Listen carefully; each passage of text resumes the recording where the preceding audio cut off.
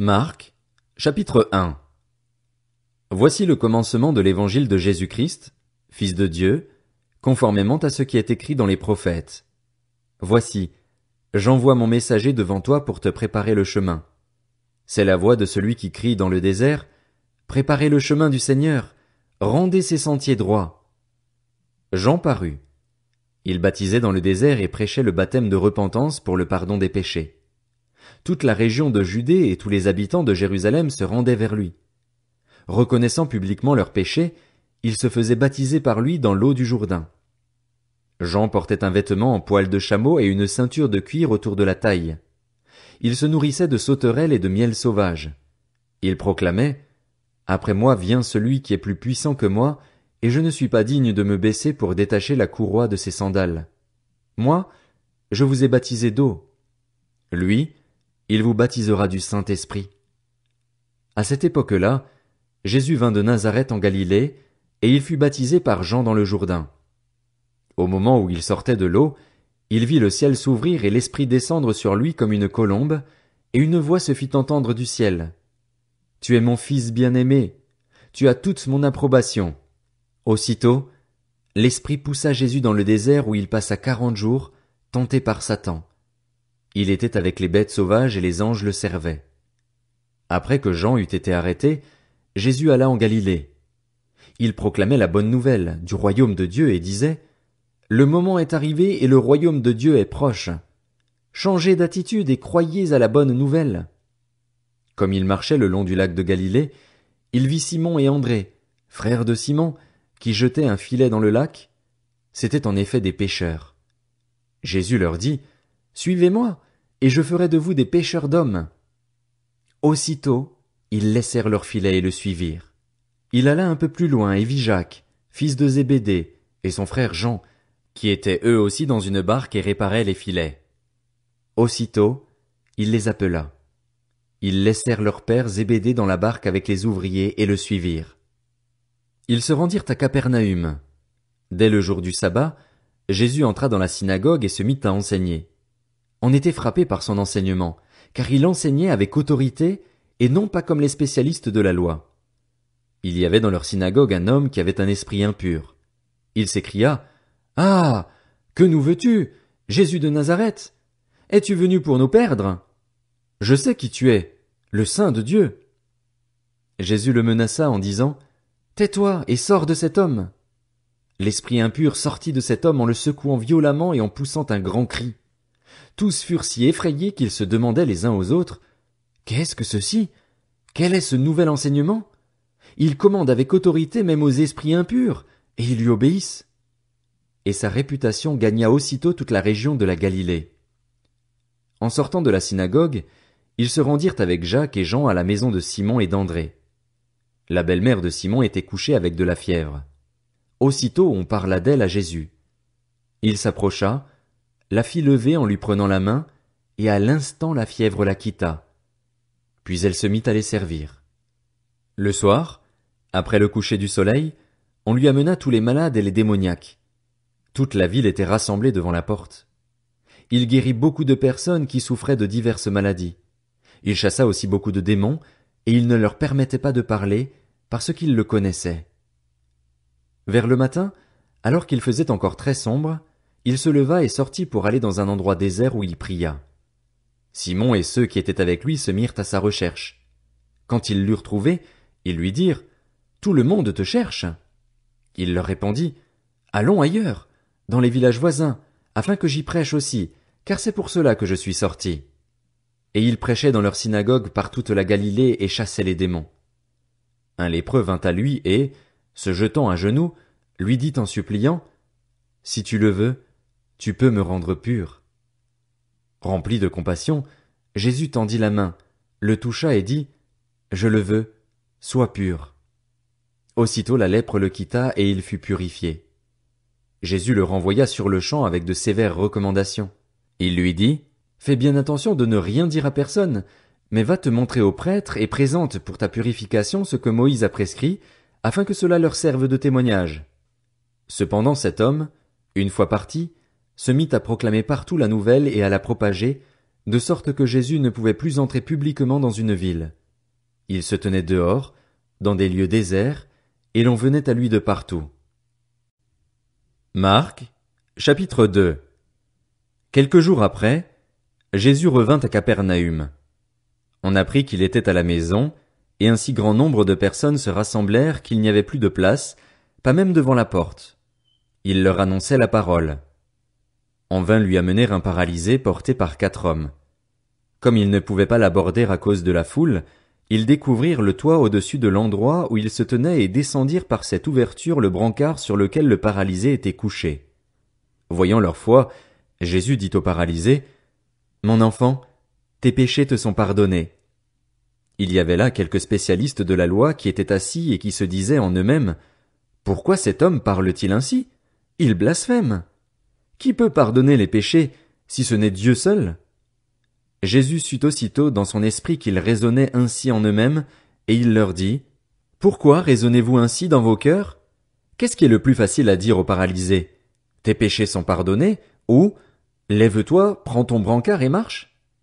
Afin que vous sachiez que le Fils de l'homme a sur la terre le pouvoir de pardonner les péchés, je te l'ordonne, dit-il au paralysé, lève-toi, prends ton brancard et retourne chez toi.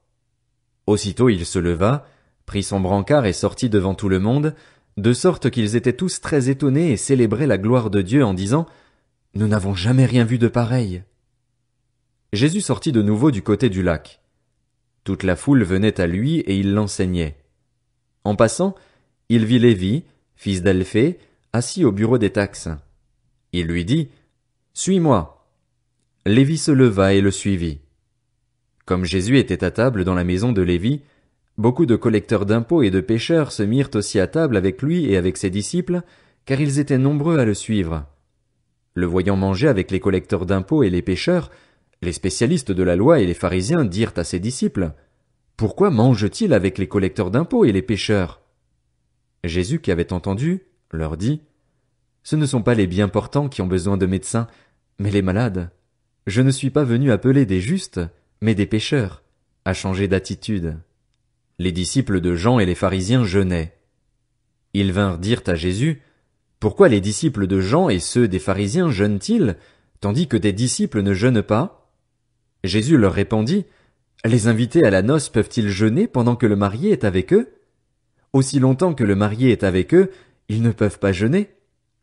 Les jours viendront où le marié leur sera enlevé, et alors ils jeûneront durant ces jours-là.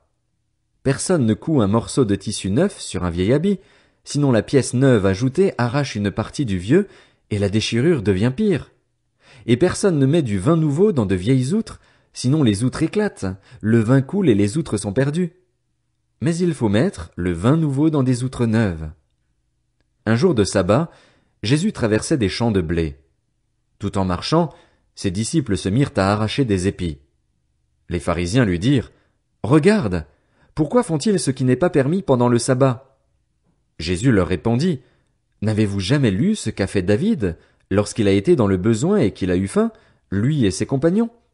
Il est entré dans la maison de Dieu, à l'époque du grand prêtre Abiatar, a mangé les pains consacrés qu'il n'est permis qu'aux prêtres de manger et en a même donné à ses compagnons. Puis il leur dit, « Le sabbat a été fait pour l'homme, et non l'homme pour le sabbat, de sorte que le Fils de l'homme est le Seigneur même du sabbat. » Marc, chapitre 3. Jésus entra de nouveau dans la synagogue. Il s'y trouvait un homme qui avait la main paralysée. Ils observaient Jésus pour voir s'il le guérirait le jour du sabbat, c'était afin de pouvoir l'accuser. Jésus dit à l'homme qui avait la main paralysée, « Lève-toi, là au milieu. » Puis il leur dit, « Est-il permis, le jour du sabbat, de faire du bien ou de faire du mal, de sauver une personne ou de la tuer? » Mais ils gardèrent le silence. Alors il promena sur eux un regard de colère et, peiné de l'endurcissement de leur cœur, il dit à l'homme, « Tends ta main. » Il la tendit, et sa main fut guérie. Les pharisiens sortirent et tinrent aussitôt conseil avec les Hérodiens sur les moyens de le faire mourir. Jésus se retira au bord du lac avec ses disciples. Une foule nombreuse le suivit, venue de la Galilée, de la Judée, de Jérusalem, de l'Idumée, de l'autre côté du Jourdain et des environs de Tyr et de Sidon.